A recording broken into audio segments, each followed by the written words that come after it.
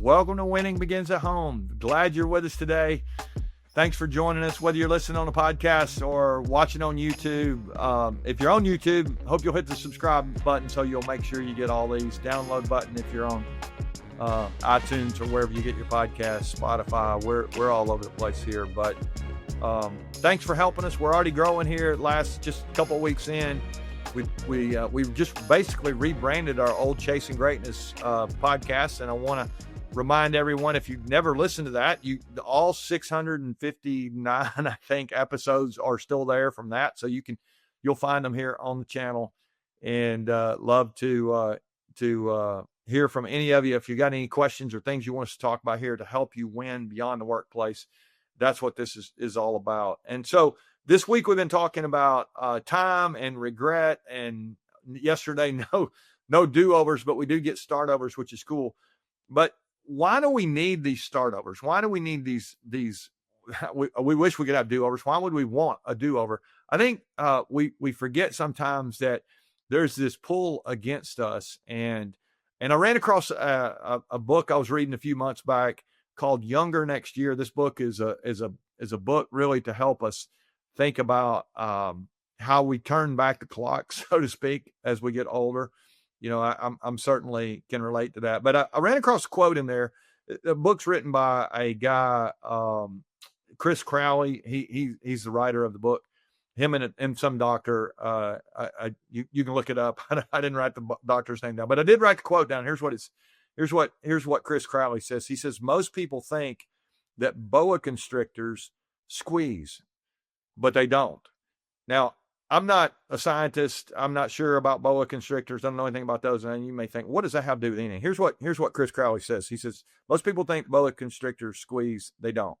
They just wrap around you and they wait.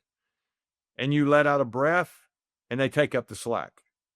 And you do it again and they take up the slack again until you're dead. Now, everybody said, he said, when it comes to our aging, he's talking about aging in this book. He says, the tide is like that. You relax and it takes up the slack. So no slacking was his point. And I think as I read that, it just reminded me that the resistance in our lives is real. Now, whether you're working on a project at work, again, the show here is not about work, but you may have this proclivity to procrastinate and you put things off and you don't. The reality is it is like the boa constrictor. When we take in a breath, it takes up the slack. And I think sometimes we've got these areas of our life, the ones we talked about really yesterday, relationally, financially, physically, emotionally, maybe even spiritually. We didn't talk about that.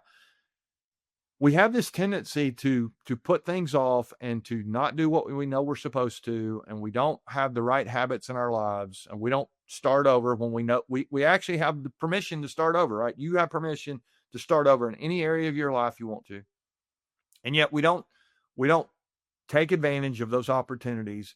And when we don't, the boa constrictor of time, it really does squeeze on us. And I say it squeezes. Maybe Chris would say it doesn't squeeze. It takes up the slack. I know that.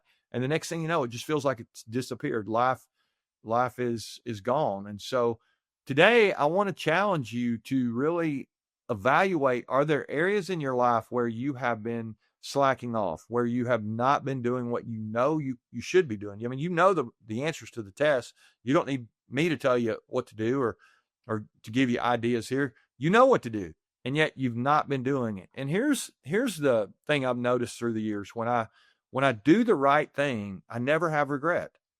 We talked, I think it was Tuesday, we said that regret actually can fuel us to, like, I did this, I didn't like the way it felt, or maybe I had this relationship and, I get down the road and I neglected that, and now I'm having to live with the consequences.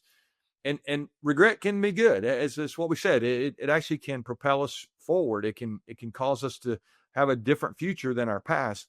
But when I think about our lives, so many times we do that to ourselves. And when I think about going and doing the right thing, I never have regret. Let's just pick an area. Let's just say that we're going to exercise. Have you ever had a time where you thought, I need to exercise today, and you went and you did what you're supposed to? Maybe you went to the gym, or you went for a walk, or you went out for a run, whatever. And and you got through with that workout and you thought, man, I hate that I did that. I hate that I went and worked out today. I regret doing that. No, the answer is no. You never regret when you do what you're supposed to do. But how many times have I meant to go? I should have gone. I wanted to go. I planned to go, and I didn't go. And I always feel bad about that.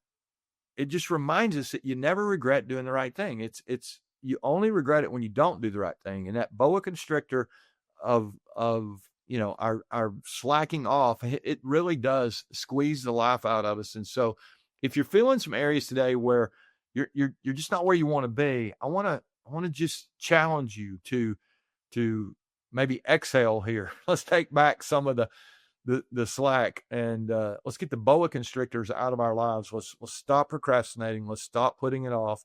Let's make sure that we're doing what we should. And whether it's going to the gym, or it's having a conversation with your spouse, or it's listening to one of your kids and really trying to hear and connect with them, you've got opportunities today. I want to remind you to not give in to the resistance. You'll regret it, I think, if you do.